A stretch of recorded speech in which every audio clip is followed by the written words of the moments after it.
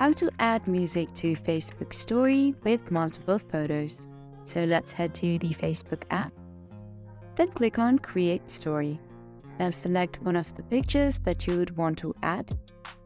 And now for you to add in multiple other photos, what you have to do is do a scroll up and click on this icon right here. Now select the rest of the pictures that you would want to add in. You may add in more or less pictures according to what or how you would like it. Now for the music part, what you have to do is click on the music icon right here at the right side. And now you may search for any song.